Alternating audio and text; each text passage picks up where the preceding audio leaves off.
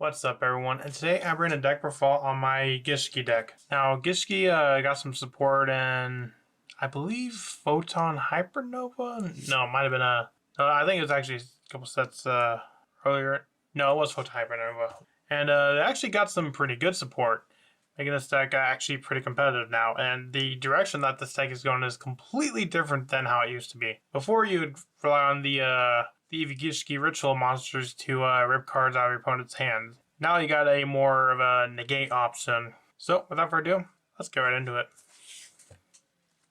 First, I run 3 Gishki Grimness. Now, Grimness is really cool. It's one of the newer monsters. This deck got 3 new cards. And Grimness, when it is a normal special summon, you can special summon 1 Gishki monster from your deck, which is definitely really good because one of the Gishki monsters gets a search effect on its summon and it's on once per turn. Additionally, if you're to ritual summon exactly one water ritual monster with the effect that requires use of monsters, this card can be used as the entire material, which several of the Gishki monsters like Vision and Shadow also have that effect to basically become the entire requirement, which is good because the new monster, Naramanus, is like a level 10. That would require the use of a lot of Gishki monsters if we didn't have that effect, so thankfully this deck does have this effect.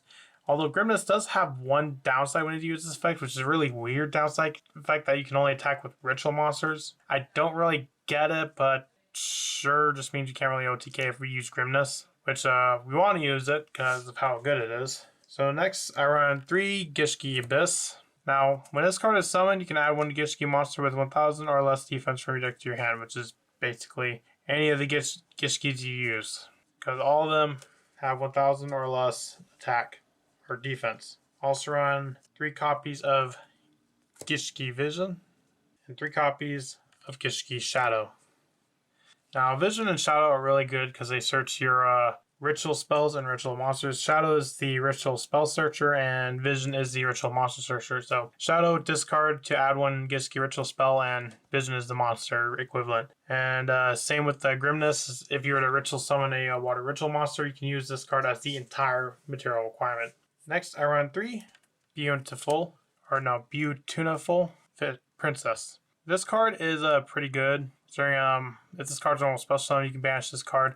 Special summon level 4 or lower fish monster from your deck. So basically, this is an extra copy of all of your Gishki monsters. You can use it to get another Gishki Abyss, or you can use it to get one of the others. And the fact that it's an on-summon effect like Grimness isn't really much of a downside at all, considering the one of the extra deck monsters we run, the Abyss Keeper, allows you to special summon a fish directly from your hand. So if you happen to have this and the Grimness, you go Grimness first and then use the effect of Keeper to summon the princess from your hand. Of course, you run 3 copies of the Naramanus. Naramanus is really good, and like the rest of the Gishkis, does not have a once per turn, although it has a soft once per turn. Now, when this card is ritual summoned, you can target 1 water monster in your graveyard, special summon it. This card cannot be destroyed by with a monster special summon from the extra deck, and once per turn when your opponent activates a monster effect, you return 1 Gishki ritual monster you control to the hand, and if you do, negate the activation. If you do, shuffle it into the deck. So it doesn't destroy it, it shuffles it straight back into the deck, which is really good. So if it has a grave effect, it will not trigger because it will go straight to the deck. And again, this is a soft once per turn, so if you can get multiple on the field, you can use this effect multiple times. Lastly, for hand traps, I don't have a whole lot. I have 3 Ash and the 1 Droll. I do run Crossout in this deck because you really don't want to get a hand trap. A single Ash can just flat out destroy this deck, and Droll will flat out kill it. Next, I run 3 copies of the Focus Aquamarine, which is another one of the new cards. And this card is really good. Add a Gishki monster from your deck to your hand, and during the end phase, if you control a water ritual monster, you can banish this card from your graveyard, set 1 Aquamarine spell trap directly from your deck or graveyard. So this can use to set back the ritual spells. Next, I run 3 copies of the Gishki Aquamarine. This is the main ritual you use, because when it's in the graveyard, you can shuffle this card from your graveyard into their deck to target 1 Gishki ritual monster in your graveyard, return to the hand. So it allows you to get back the ritual monsters, which that effect doesn't come up too much because Naramanus rarely hits the grave. Usually you just bounce it back by its own effect. Also running 1 Necromare. Necromire is pretty good. Not as good as the Aqua Mirror, but it's still very useful, so I do run it out 1. And this is also a good going second, because instead of, when you ritual summon, instead of using monsters you control, you can tribute one monster your opponent controls instead. So basically, it's kind of like removal, except I don't know if they can negate it. Well, yeah, you probably could negate it, but although you do lose life points equal to the original attack of the ritual summon monster, which isn't really too much of a downside. And if this card is in your graveyard, you target Gishki monster in your graveyard, place that target on top of your deck. And if you do, place this card on the bottom of the deck. So, like Aqua Mirror, it can recur itself. Also run 3-Pot Prosperity. Obviously, you need some extra draw power. And we do use the extra deck to some extent, but if you use the Coral Anemone, then that's just going to lock us into water, and there are some cards we won't really be able to use. So we can easily use a Pot Prosperity or 2. Next, I'll also run the 3 cross-out Designator, because you do not want to get hand trapped. And also run 1 triple Tactics Talents, also for the cross-out.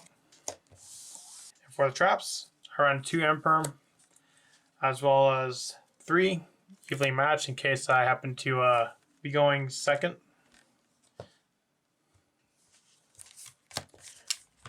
Moving on to the extra deck, I run 3 Marine Cess Coral Anemone. Now the Coral Anemone allows you to target a water monster in your graveyard with 1500 or less attack and special summon, which basically all the Gishkis have 1500 or less. So that's definitely really cool. And it's definitely one of the cards you're going to be going into often. So unfortunately you will get locked into water. But it's not too much of a downside. You still do have some plays for it. I also run the 1 copy of Abyss Keeper. I cannot find my copy. I know I have a copy of it somewhere, but for some reason I just can't find it. I might have put it with the deck and completely forgot about it. But Abyss Keeper is a card you definitely want. While it does have a downside that cannot be used as link material to turn it as link summoned, if it is link summoned, you can special summon 1 fish monster from your hand to zone this card points to. You can also target 1 other fish monster you control and 1 card your opponent controls and banish both of them. So it's good going first and good going second. But you may want to use it for that first effect, like I mentioned before. If you had a Beautiful Fish and a Grimness, you don't want the Grimness, and then use the effect of the Abyss Keeper to summon the fish. Also run 1 Mistar Boy. Just a card that's easy to summon if we do get locked into water monsters, and it can boost all the water monsters, which could help with the game. Also run 1 Area. If you happen to be going against the water deck, it just becomes even better. 1 Almirage, 1 Nightmare Phoenix, as well as a Z Atlantis. I run this over access code because if we get locked into water, which good chances we will, then Z Atlantis will be the one we'll be relying on for that extra push. As far as XYZs, I have 1 Gigantic Spright, summon a level 2 from the deck, 1 Herald of Pure Lights. Honestly, this was the card I'd want to go for first over anything else, but if I get locked into water, obviously I won't be able to do that. Pure Light, I can detach some material from this card to target 1 monster in my graveyard, add to my hand, then shuffle 1 card from my hand into the deck. So basically it adds back a card from the grave, which could be pretty useful. But if I do happen to get locked into waters, Pearly Beauty would be the card I'm going for. It's either that or Cat Shark, because I'd run into a scenario where I'd have 2 copies of the Gishki Abyss, and I'm like, I could probably go into Miss Arbori area, but I could also go into Ring 2, which I'd usually go into the Herald of Pure Light. But if I'm locked into water, Beauty would essentially be the second option. Next, I run a Downward Magician, help go into Zeus. 1 Real Cannon Guts at max, because Neuromantis is a level 10, and that could be helpful, especially if we're going into time. That's definitely a good option to have. And as I mentioned before, the 1 copy of Zeus.